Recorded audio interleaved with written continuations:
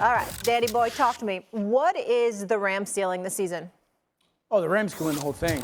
If they stay healthy, they can win the whole thing. Oh, Super my Bowl. goodness. They absolutely can win the whole thing. If they stay healthy, this is a team that has a phenomenal offensive line. They got to get healthy there still, interior-wise. Their pass game is as good as anybody's in the league. When they have both Cooper Kupp and Puka Nacua, their pass game is dynamic. Stafford's playing just as good as he did last year. Their run game with their two backs. Kyron Williams is one of the most complete backs in the NFL. And let me tell you about their defense. I think their young defensive line is the best young defensive line in football. Dude, Byron Young, Jared Verse, Kobe Turner, they got really good young defensive line. They got to stay healthy, specifically on the perimeter. Both of those guys matter. They don't have a large wiggle room for error, but this team could absolutely win the whole thing. Absolutely. And I think they firmly believe that. Yeah, Dan, I think that's a bit, that's a bridge that I'm not willing to walk on. Do I think they're a playoff caliber team? I absolutely do, but I don't know. You telling me you believe they can go to Detroit and beat Detroit in that building? No, I don't believe so. They lost I'm not so overtime in sure they week can one. beat San Francisco. I'm not so sure they can beat the 49ers again if the 49ers are healthy. That's the team. Now, the question is Christian McCaffrey coming back? How healthy can they keep Debo? Jawan Jennings is supposed to be coming back. We know Ayuk isn't coming back. Hopefully, after a week off, the foot Kittle was dealing with is better. But I think the 49ers are a team to watch out for. I just don't know if the Rams have that kind of arsenal of both offensively and defensively. Yeah, they made a great comeback last night. That was a great throwing catch by Stafford to Demarcus Robinson. But to win the entire ship, the whole ball of wax, nah, that's a bridge I can't go over with you, Dio. I'm going to roll with Shannon on this one, Dio, because I love me some Sean McVay. I love me some Matthew Stafford. The brother can ball, no doubt about it. He's a gamer. And Puka Nacua, I won't forgive him for being the ringer on Shannon's crew during the Celebrity All-Star weekend when him and Micah Parsons ran over men, women, and children. Micah Parsons ran over men, women, and children. It was ridiculous what they got away with. Just ridiculous. They brought football to the damn basketball game. But in the end, the bottom line is this. When you see the weapons that they have available, you can't sleep on the Rams. I get that. But there's nothing about the Rams that have knocked our socks off that makes us say you can roll up into Detroit and beat that team. Maybe Philadelphia, who's got 22-point leads in the third quarter and damn near blow the game. You can have stuff like that, against a team like that. But against a team the likes of the Detroit Lions, I don't see something like that. I have this ceiling as being the NFC Championship game, assuming. Okay, let's talk about this because this is just made up nonsense. Let's be real here. I've said this before, and it just seems like it just needs to be repeated. What do people not understand?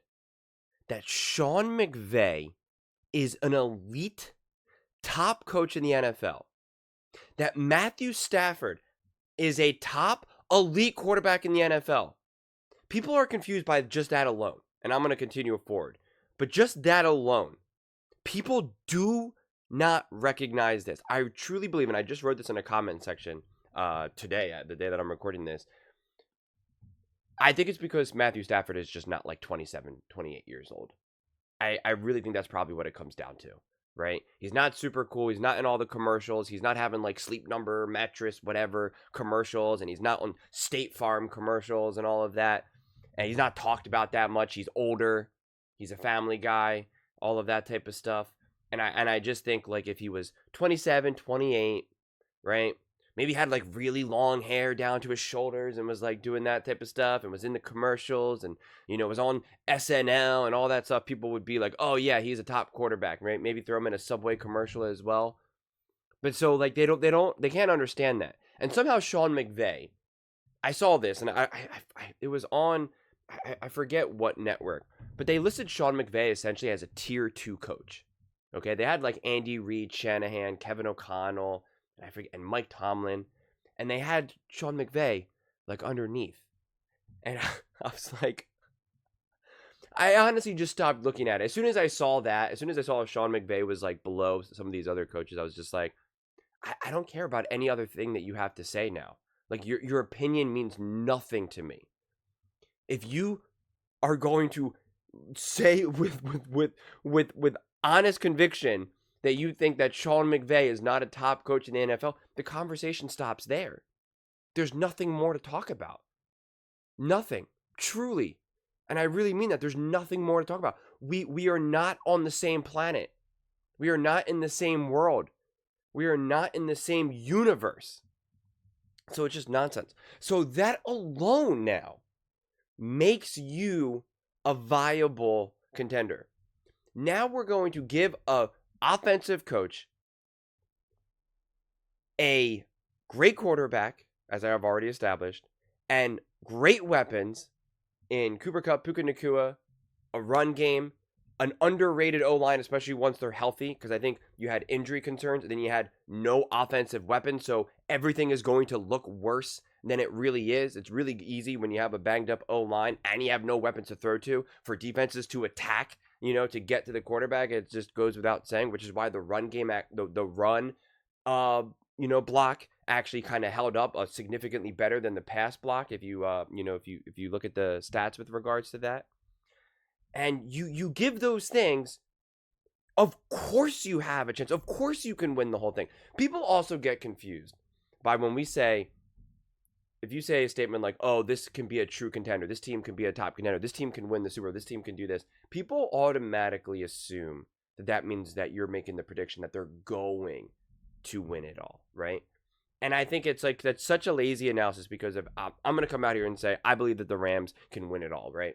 And I already know I'm going to get comments, people like, oh yeah, we'll see how that ages. Oh yeah, let's see if they win the Super Bowl. And it's like, I'm not saying they're going to win the Super Bowl. Dan Orlovsky's not saying they're going to win the Super Bowl. But it's legitimately possible. And it's not one of those, well, anything's possible. It's not that. It's not possible for the New York Giants and Dallas Cowboys to win the Super Bowl. Okay? It's not. Right? There's plenty of other teams that it's just not possible to win the Super Bowl. The Rams have a legitimate chance. Of course they can beat the Lions. Of course they can beat the Eagles. Of course they can beat the Packers. Like, what are we talking about? Now, I do think the Lions are significantly better than what they were in week 1. I do. But the Rams are as well. So it cuts both ways. So many teams, especially in the playoffs, it comes down to coaching. It comes down to coaching and health, honestly, more than anything. Something that people don't ever really want to acknowledge. It seems like if you talk about health, it's a dirty word in the media, because everyone's always like, no excuses. Everyone's banged up. And that's also just like the laziest thing out there. Injuries obviously matter. If they didn't, if having players not play in that moment didn't matter, and you're supposed to just magically find a way, then there would be no reason to pay any single player tons of money, because you could always just get someone cheaper. So obviously it matters. And not all injuries are created equally. Some people are 100%, 90%, 95%. Some people are still playing, but they're 70%. It's not the same thing. So again, that always drives me crazy. So if the Rams are healthy and they have their pieces around them, they're not going to be outcoached. They're not going to be outprepared. They're going to be able to handle the moment. They have legitimate experience there, mainly in the key positions of McVay, Stafford, and Kupp. That alone, that nucleus alone, is going to give you a leg up in the playoffs, is going to make you a formidable foe. So to put this ceiling on them, the NFC Championship, it's a made-up ceiling. It's a made-up ceiling. You could say, listen, I think the Lions have a better chance to beat the Rams. I think the Lions are a better team. And the Rams are, it's going to be a tough time to beat them in an NFC Championship game. I think that's totally fair to say. That's totally fair to say. But to put this ceiling on them, to be like, they can't win, where's the confidence coming from? Where is the confidence? It's just made up. It's absolutely just made up. It's made up. It just doesn't make sense. Why are we going to put a cap on a team in like week 9, week 10? Based off of, also we're evaluating this team based off of how they were like decimated with injuries when Matthew Stafford was throwing to no one. That's our reference point. It's absurd to me. Honestly, it's absurd to me. It makes no sense. So, take what you will with it. Of course, the Rams are going to be a viable contender. Of course, they're going to be a threat in not only the NFC, but the AFC as well. You're talking about just bona fide seasoned veterans on both sides of the ball, coaching staff, right? All around. They know what they're doing. They know how to get the job done at key positions where it matters most. And to doubt that is just doesn't make any sense. But those are just my thoughts. I'd absolutely love to hear yours. What do you guys all think about the Rams? Do you agree with Dan Orlovsky that they can win the whole thing? Or do you agree with Stephen A. Smith and Shannon Sharp that no, they cannot? Let me know in the comments below. I read every single comment. So whether you agree with me or disagree with me, either way, let's get in some discussions. Let's get in some fights. But ultimately, let's just have some fun. And please do consider subscribing. We are building an amazing community here, and I'd absolutely love to see you part of it. I want to build something that we all genuinely feel connected to, something that we're really excited to be part of. I think we're well on our way to doing it. And please don't forget to give this video a thumbs up, as it really does help with visibility and the algorithm. Thank you so much, and see you next time.